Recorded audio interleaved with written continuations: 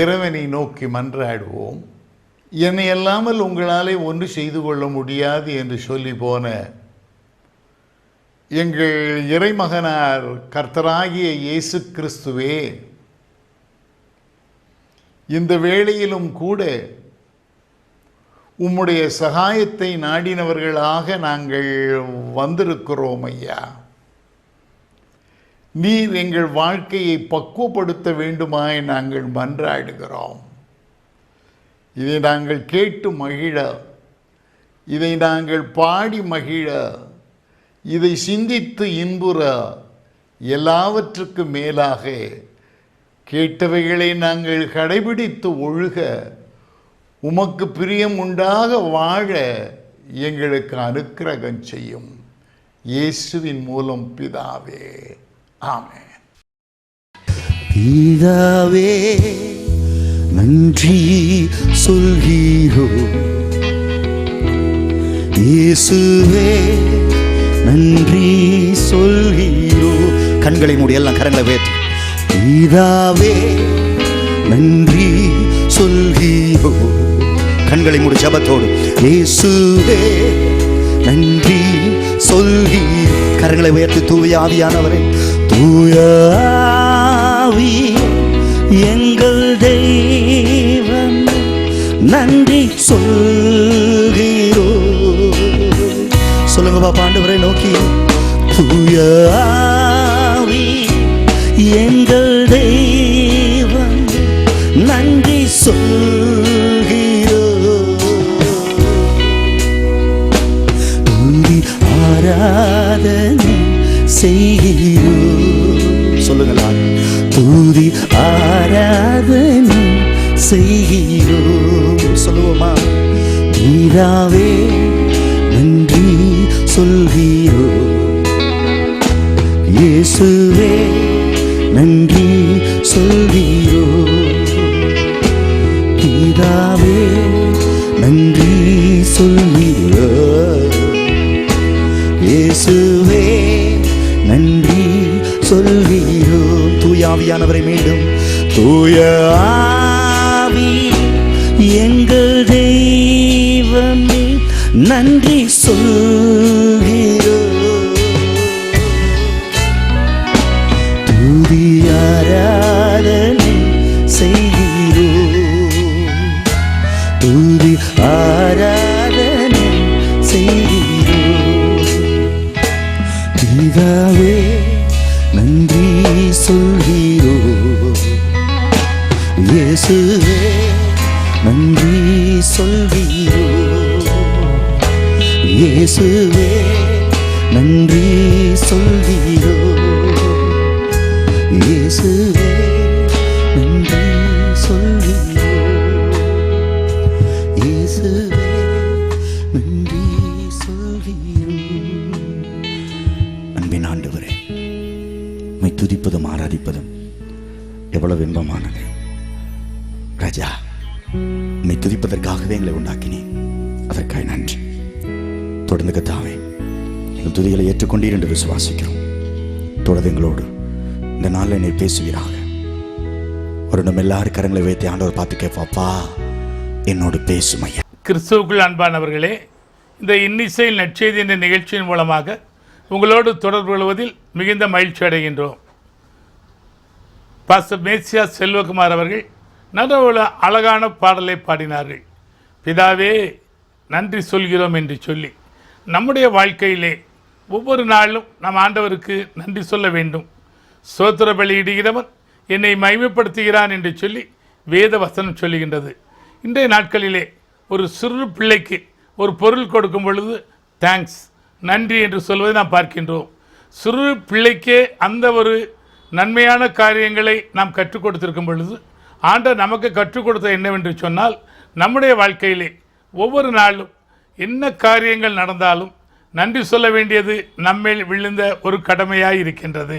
லூக்கா 17ஆம் அதிகாரம் 15ஆம் வசனத்திலே, அவர்களில் ஒருவன் தன் ஆரோக்கியமானதை கண்டு திரும்பி வந்து உரத்த சத்தத்தோட தேவனை மகிமைப்படுத்தினான் என்று சொல்லி வாசிக்கிறோம். தொழுநோயாளிகள் 10 பேர் ஆண்டவரிடம் வந்தார்கள். ஆனால் ஒரே ஒருவன் மாத்திரம் வந்து அவரிடம் வந்து நன்றி சொல்ல வந்தான் என்று சொல்லி பார்க்கின்றோம். அடுத்து லூக்கா 17:17 இயேசு சுகமானவர்கள் 10 பேர் அல்லவா, மற்ற 9 பேர் எங்கே என்று கேட்கின்றார்.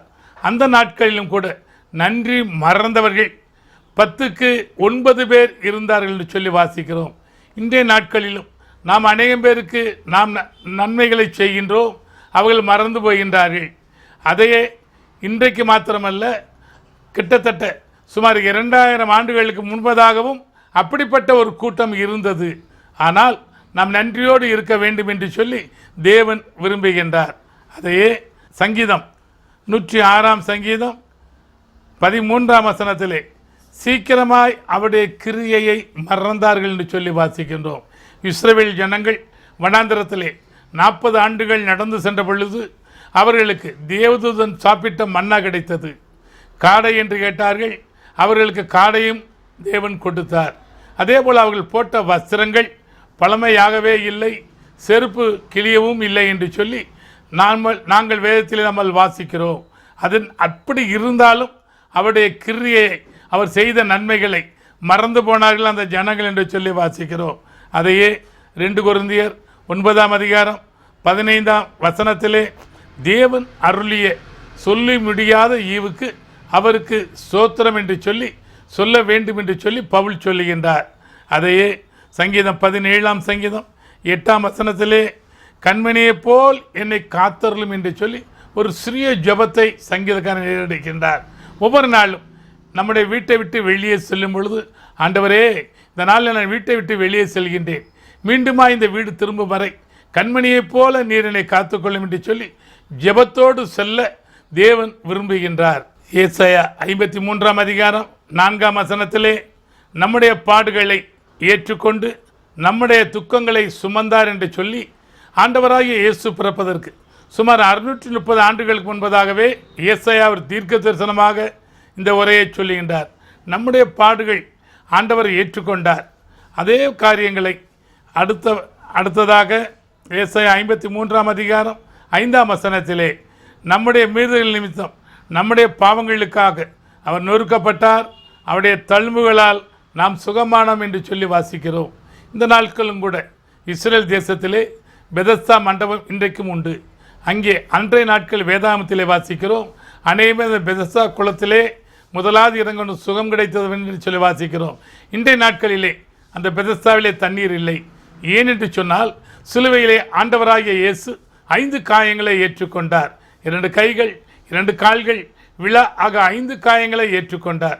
பழைய ஏற்பாட்டிலே 5 ஆகமங்கள், புதிய ஏற்பாட்டிலே 5 காயங்கள்.